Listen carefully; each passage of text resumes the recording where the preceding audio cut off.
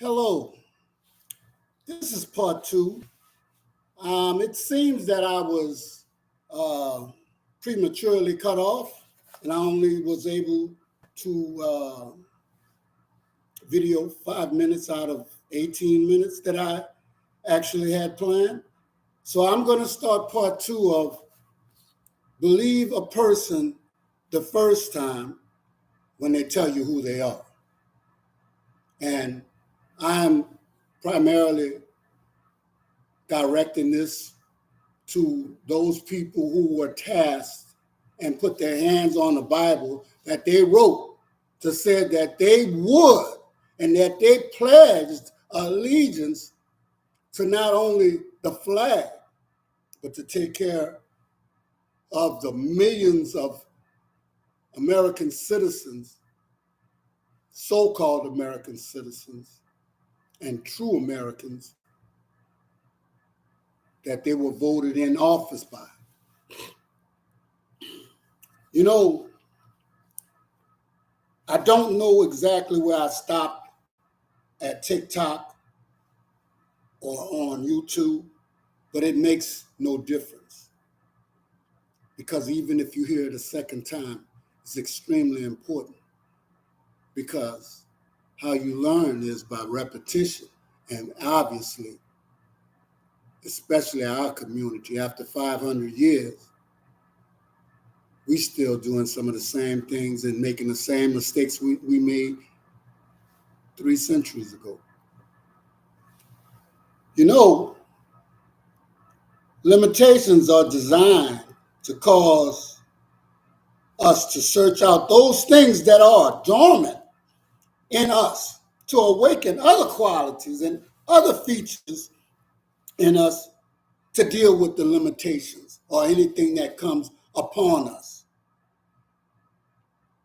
And more so, and moreover, are some teachings by a man that didn't actually go to college, but became self-educated and taught us some of the greatest things that we can ever be taught. And that's how to be a man, a woman, and fight for what you believe in. And don't do it for money. Do it because it's right. Education is the passport to the future.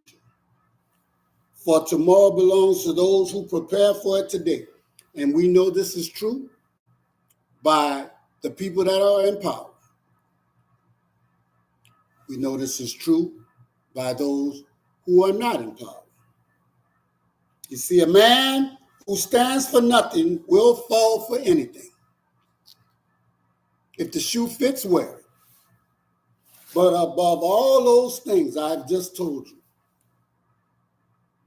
there's something that we need today, right here, today, now. And I think that this quote speaks to it. Now, I'm not going to tell you who said what, because the importance of it is that you heard it and you digest it and you let it be your guiding light on a dark trail, because darkness has set over America. We need leaders not in love with money, but in love with justice. Not in love with publicity, but in love with humanity. And this is so true because we see that people try to emulate those with money, and they come up with the wrong morals, the wrong character, and they don't know how to treat others.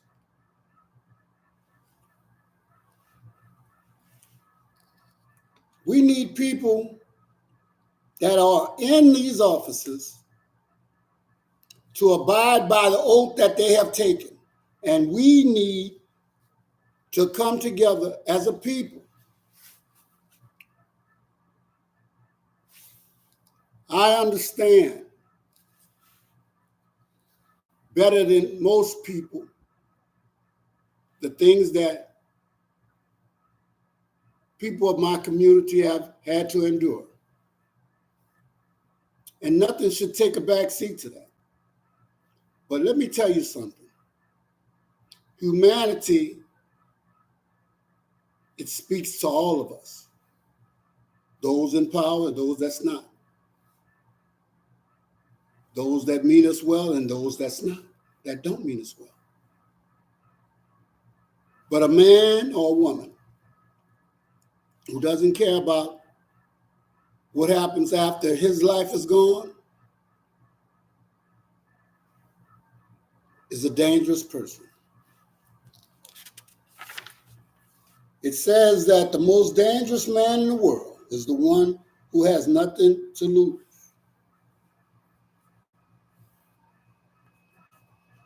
They act like they don't see what's happening, that they don't do what's happening. You understand? They're not responsible for what's happening. I have a man that said that the pen is mightier than the sword.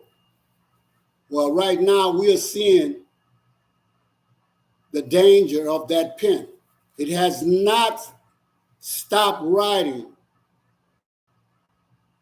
since a new regime has entered into this office. And it has been writing for the rich and not the poor. And we who look for somebody to blame, that's our words. You know, relying on somebody else to do what we should be doing ourselves. Acting like an ostrich, like we don't know what's going on. We don't care. But it's getting to the point where we have to, because the survival of those who come after us and maybe our survival is in question. Oh, how we must grow. Somebody told me today they didn't see the militancy that they once saw in my speech.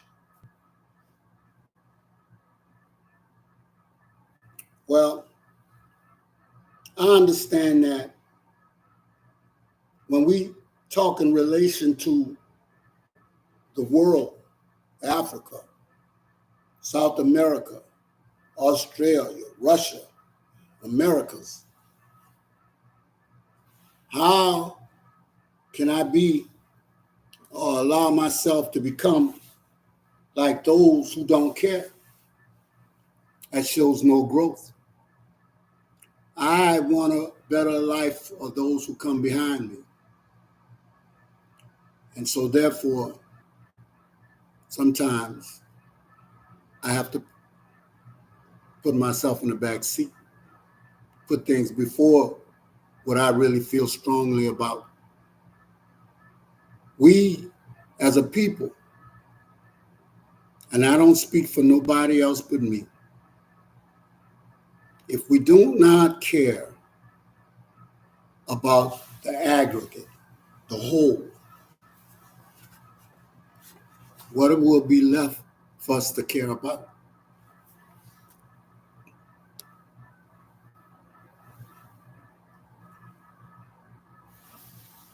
It takes a fool to learn.